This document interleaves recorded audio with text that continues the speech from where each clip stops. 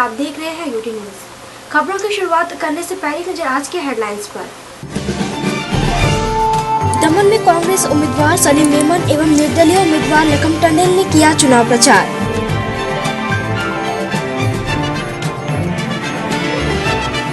दमन में हुए युवक हत्या के चल रहे कार्रवाई के दौरान दमन पुलिस द्वारा पत्रकार परिषद का किया गया आयोजन। और दमन में स्वास्थ्य विभाग द्वारा अनुस्थापन प्रशिक्षण एवं एडवोकेसी वर्कशॉप का किया गया आयोजन।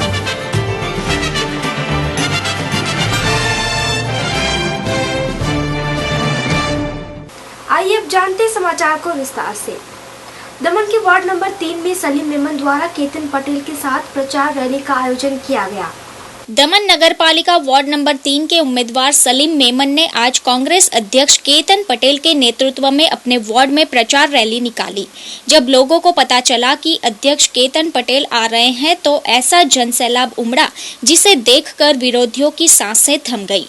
केतन पटेल के आने से सलीम मेमन एवं सभी कार्यकर्ताओं का हौसला बुलंद हो गया और यह जनसैलाब देखते हुए सलीम मेमन की जीत पक्की लग रही है। कांग्रेस अध्यक्ष केतन पटेल ने मतदाताओं को याद दिलाया कि किस तरह भाजपा शासित नगरपालिका में उठापटक और संगीत कुर्सी का खेल खेला गया। इससे पूर्व जब कांग्रेस शासित नगरपालिका थी तब लगातार 9.5 साल तक स्थायी शासन हुआ था। इसलिए स्थायी शासन के लिए एक स्थिर सरकार का होना जरूरी है।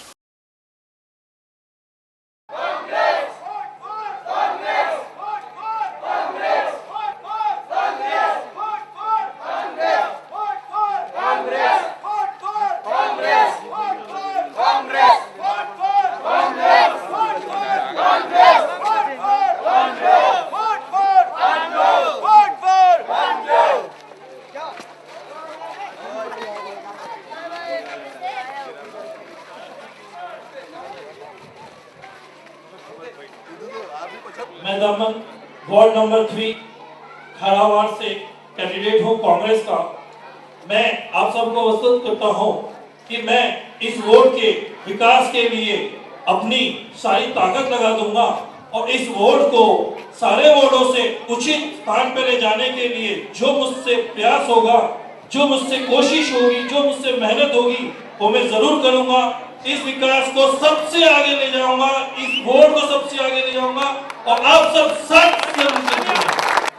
यही वो पार्टी है भारतीय जनता पार्टी, जिनके प्रदेश अध्यक्ष और जिनके नेता दमन में घूम घूम कर कह रहे हैं कि हमने दमन के सभी एरिया में भारतीय जनता पार्टी का कैंडिडेट उतारा है और कांग्रेस पार्टी के पास उतारने के लिए कैंडिडेट भी दमन नगर पालिका क्षेत्र में नहीं है।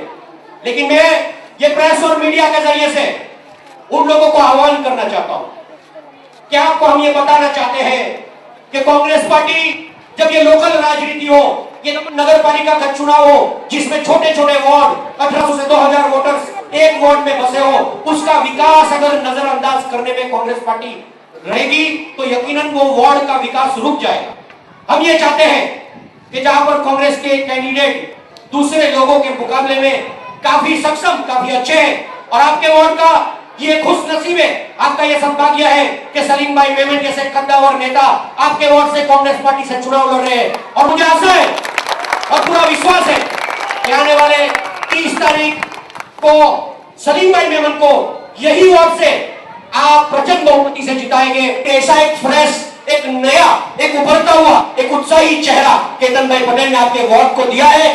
यकीनन आपके वार्ड का सलीम भाई मेमन विकास करेंगे और उसको एक मॉडल वार्ड बनाएंगे। 30 तारीख को कांग्रेस का सिंबल पंजा है, उनका 5 नंबर सीरियल नंबर है, उस पर बटन दबाकर प्रचंड बहुमती से सलीम भाई मेमन को विजेता बनाएंगे, ऐसी हम विश्वास करते हैं। भारतीय जनता पार्टी के राज में, भारतीय जनता पार्टी की सरकार के नेतृत्व में आज क्या हो रहा है वो आप सबको पता है दोस्तों। युवाओं की आकांक्षाओं से खिलवाड़ हो रहा है, शिक्षा का केसरियाकरण हो रहा है और ये हमारी देवभूमि है, ये देवभूमि को नष्ट करने का काम ये भारतीय जनता पार्टी कर रही है दोस्तों। उसको नेस्त नाबूद करना है, वो कब होगा? 30 तारीख को होगा, जब आपका कीमती और पवित्र मत जब 5 नंबर के बटन पर भाई सलीम पर गिरेगा, सलीम के बटन पर जो आप वोट करेंगे वो कांग्रेस पार्टी को वोट जाएगा, वो राहुल गांधी को वोट जाएगा, वो सोनिया गांधी को वोट जाएगा और वो हमारे कांग्रेस के विकास पर जाएगा। दोस्तों, कि यहाँ पर भारतीय जनता पार्टी की सरकार थी, यहाँ म्युनिसिपैलिटी नगर पालिका में भारतीय जनता पार्टी का शासन था। आपने देखा यहाँ संगीत कुर्सी बना रखी थी।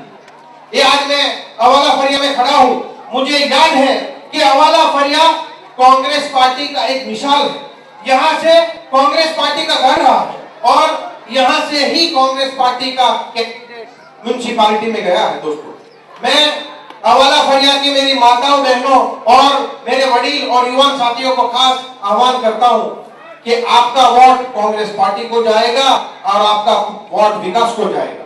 यहाँ पर जो संगीत कुर्सी बना रखी है उसको हमें नेस्त नाबूद करना है, हमें हमारे दमन का विकास करना है। दोस्तों, सलीम भाई को इसलिए हमने चुना कि सलीम भाई को कुछ कमी नहीं है।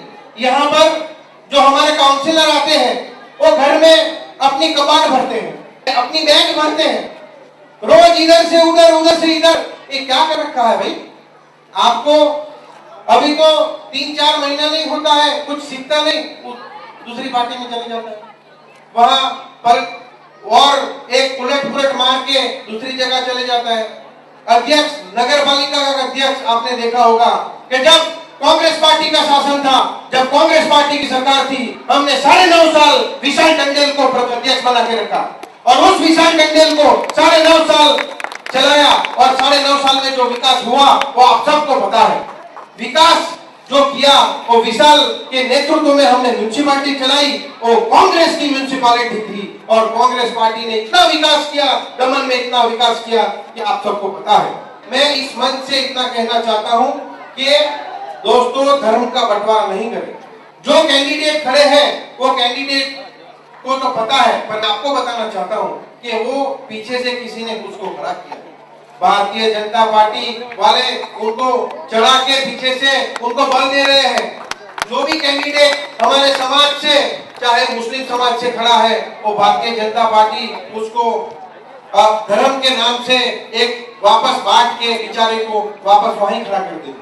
तो मैं इतना ही कहना चाहता हूँ कि वो कैंडिडेट को भी अगर सुन रहा है तो मेरी आवाज सुने कि दोस्त इतना सोच ले कि भारतीय जनता पार्टी वाले को यूज एंड थ्रो करना आता है। तो इसके लिए मैं यहाँ उपस्थित मेरी माताओं को ही आह्वान करता हूँ कि आप सिर्फ और सिर्फ आपका कीमती मत, वोट आपका 5 नंबर के बटन पर दबा के हमारे भाई सलीम को दीजिए। सलीम हमेशा विकास करेगा, मैं आपको आश्वस्त करता हूं। और सलीम का वोट, जैसे मैंने कहा, वो कांग्रेस पार्टी पे वोट होगा, वो सोनिया गांधी और राहुल गांधी पे वोट होगा। यहाँ पे जो भी विकास आपने देखा होगा, 2,500 करोड़ का रेवेन्यू हम दमन से भारत सरकार को भेजते हैं। भारत सरकार हमको 500 से 600 करोड़ रुपया विकास के लिए देते हैं। उस 600 करोड़ में इस साल तो हमारा सांसद ऐसा कि 250 करोड़ वापस चला गया। 250 करोड़ रुपया दमन का जो विकास फंड था, वो विकास का फंड वापस दिल्ली चला गया।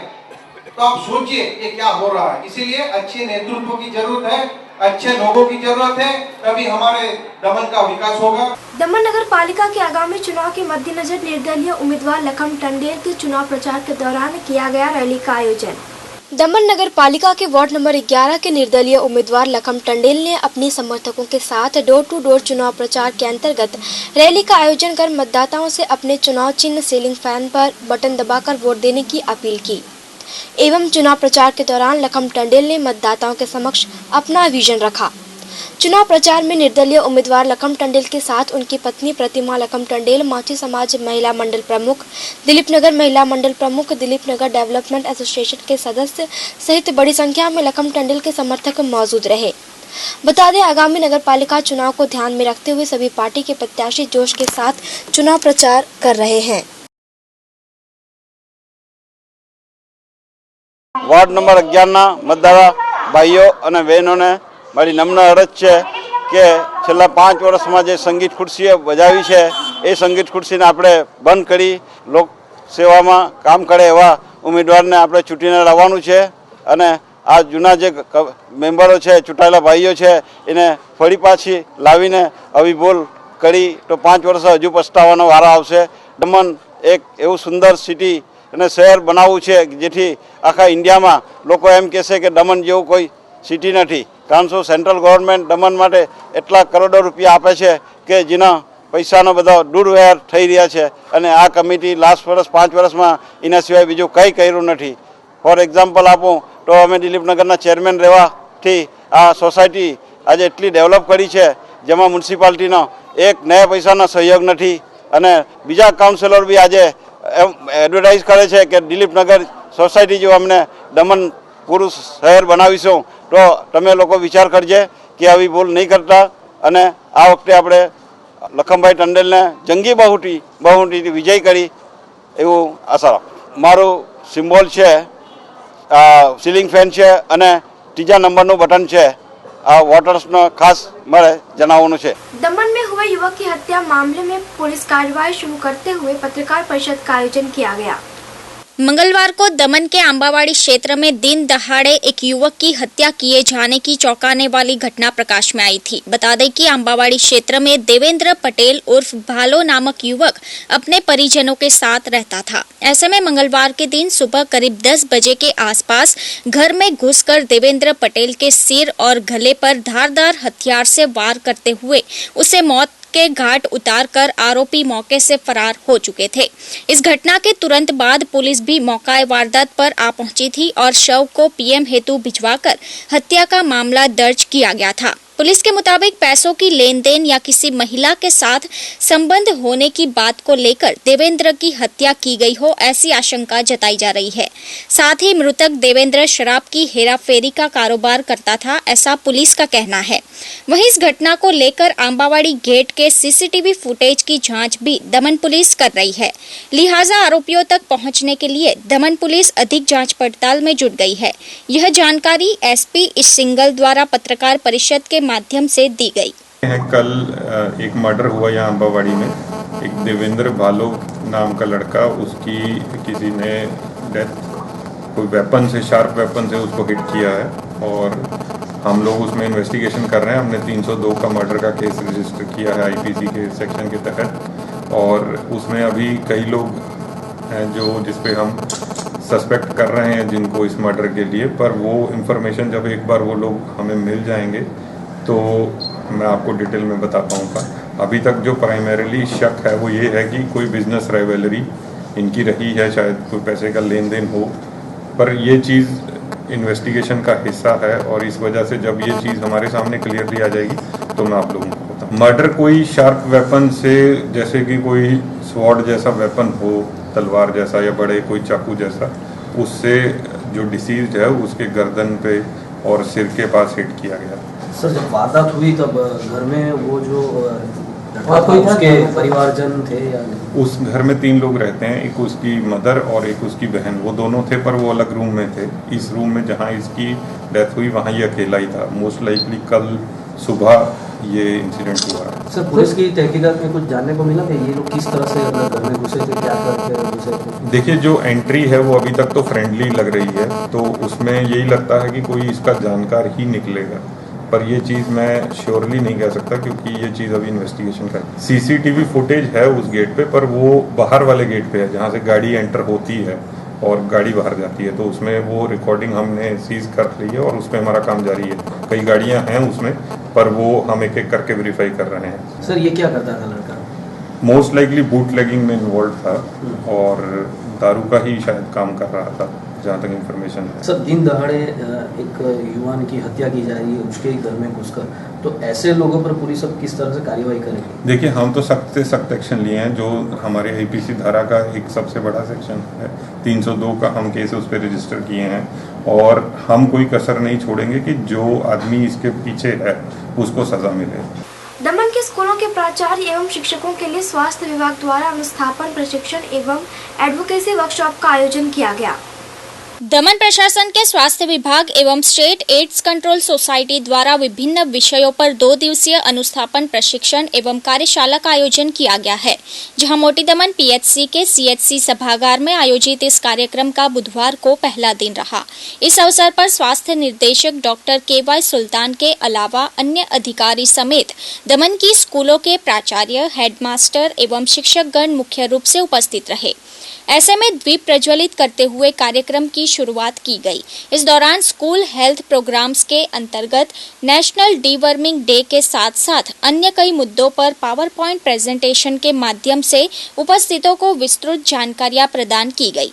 साथ ही अब तक स्कूलों में हो चुके और आने वाले दिनों में होने वाले स्वास्थ्य कार्यक्रमों के बारे में भी शिक्षकों के साथ समीक्षा की गई। इसके अलावा WIFS प्रोग्राम अंतर्गत भी समीक्षा करते हुए खास प्रशिक्षण दिया गया। लिहाजा आयोजित एडवोकेसी वर्कशॉप आगामी 6 फरवरी तक जारी रहेगा। हमने आज और कल जो स्कूल के प्रिंसिपल से along with the nodal teacher को इधर बुलाया गया है, सभी प्राइमरी और सेकेंडरी सेक्शंस के। खास तौर पे हमने एक रिव्यू मीटिंग के तौर पे भी उनको बुलाया गया है। प्लस जो 2-3 टॉपिक्स है, जो पहला जो है हमारा जो स्टेट एड्स एजुकेशन प्रोग्राम के अंतर्गत उनको जो माहिती देना है हम देंगे। हमारे जो रिव्यू जो स्कूल हेल्थ प्रोग्राम है, जिसका हम रिव्यू उनके पास से फीडबैक भी लेते हैं कि अगर कुछ भी उनको कुछ फीडबैक देना है। जो हमारी 2 टीम दमन के अंदर है, एक टीम दीव के अंदर है, RBS की टीम, जिसके अंदर 2 आयुष डॉक्टर है, फार्मासिस्ट, ANM है, जाके वो स्क्रीनिंग करती है। अगर उनको कुछ फीडबैक देना है तो वो दे सकते हैं। दूसरा हमारा जो खास प्रोग्राम है वो weekly iron and folic acid है। हर बच्चे को 6 स्टैंडर्ड के बाद एक गोली दी जाती है हफ्ते में एक बार। तो उनका भी अगर उनको कुछ दिक्कत आती है, कुछ साइड इफेक्ट का कुछ डिस्कशन है, उसके भी रखा गया है।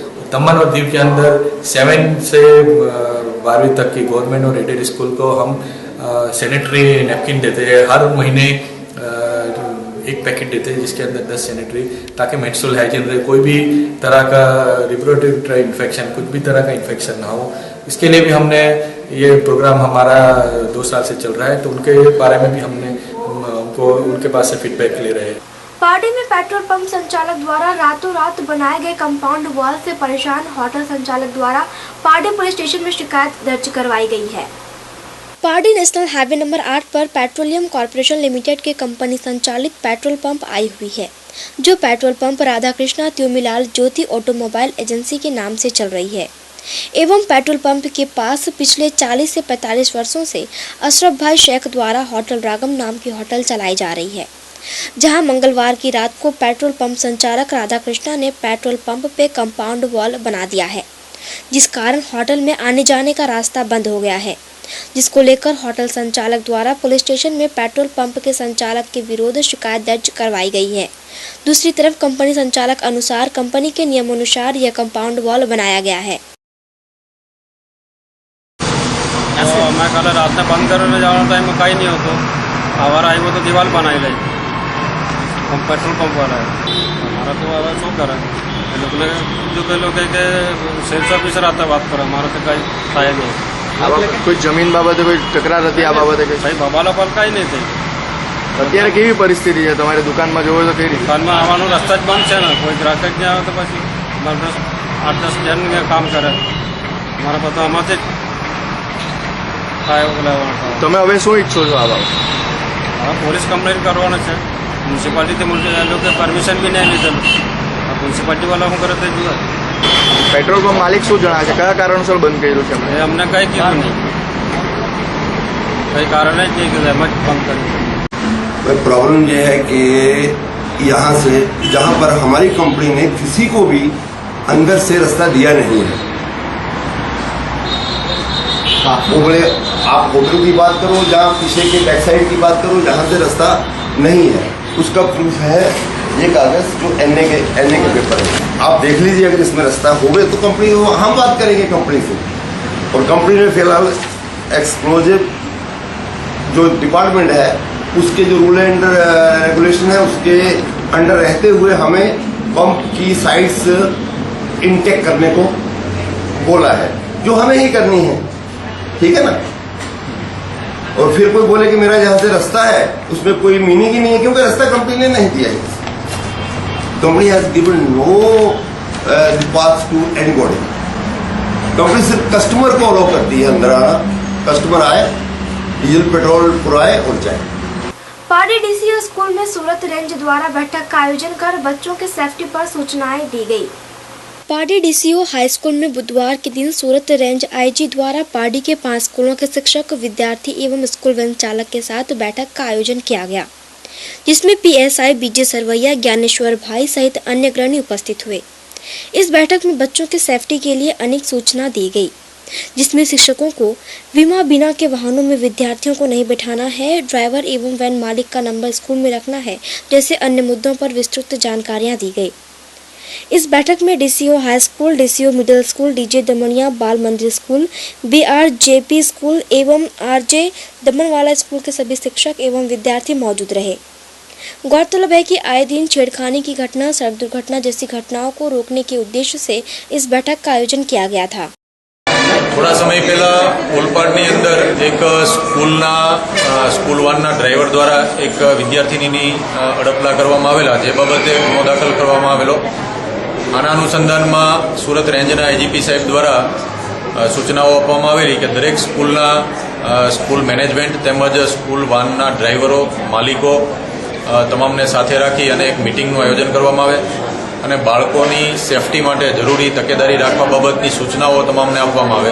જેના અનુસંધાનમાં આજે પારડી ડીસીઓ સ્કૂલ ખાતે પારડી ગામની અલગ અલગ સ્કૂલો જેવી કે BRJP English medium school, DCO school, Bhaskar Dhoti school, આ તમામના પ્રિન્સિપાલ સાહેબો તેમજ સ્કૂલ વાનના ચાલકો અને એમના માલિકોને સાથે રાખી અને એક મિટિંગનું આયોજન કરવામાં આવેલું। આ મિટિંગની અંદર તમામ સ્કૂલના વાહન ચાલકો અને વાહન માલિકોને બાળકોની સેફટી માટે બાળકોના વાલીઓના નંબરો રાખવા બાબત, સ્કૂલના સંચાલકો અને સ્કૂલના પ્રિન્સિપાલશ્રીના મોબાઈલ નંબરો તેમજ લેન્ડલાઇન નંબરો પોતાની પાસે રાખવા બાબત, વાહન પોતાનું ઇન્સ્યોરન્સ પોલિસી રિન્યુ કરાવેલું હોવું જોઈએ, બાળકોને લિમિટ કરતાં વધારે બેસાડવા નહીં જોઈએ, આ પ્રકારની સૂચનાઓ આપવામાં આવે। હાલમાં વાહનોની ઓવર સ્પીડ બાબતે અને બાળકોને વધારે સંખ્યામાં ભરવા બાબતેની ડ્રાઈવ વારંવાર મહેરબાન એસપી સાહેબ દ્વારા આપવામાં આવે છે અને જેના અનુસંધાનમાં આવા નિયમોનો જે વાહન ચાલકો ભંગ કરતા હોય છે એમના વિરુદ્ધ શિક્ષાત્મક પગલાં લેવામાં આવે છે। आइए अब यूटी न्यूज इंडिया में देश विदेश की अन्य खबरों पर डालते हैं एक नजर।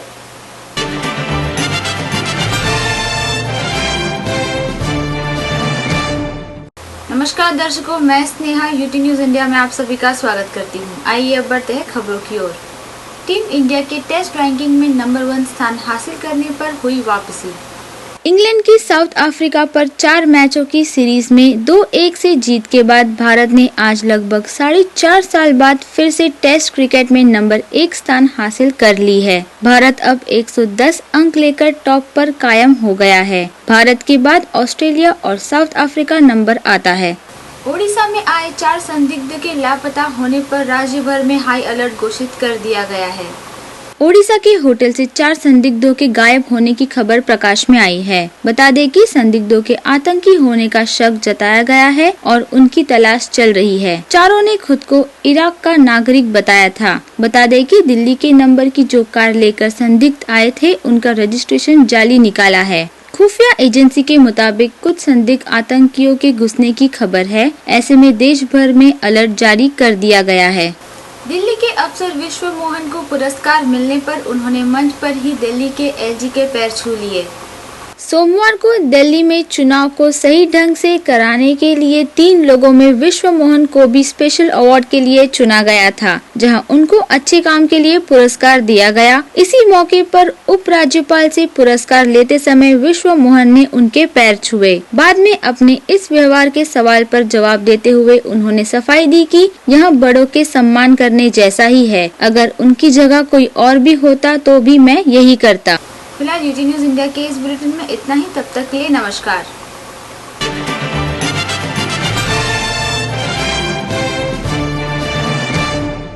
समाचार समाप्त करने से पहले एक नजर आज के हेडलाइंस पर।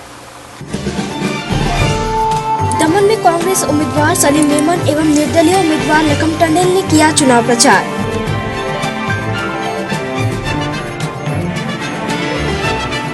दमन में हुए युवक हत्या के चल रहे कार्यवाही के दौरान दमन पुलिस द्वारा पत्रकार परिषद का किया गया आयोजन और दमन में स्वास्थ्य विभाग द्वारा अनुस्थापन प्रशिक्षण एवं एडवोकेसी वर्कशॉप का किया गया आयोजन।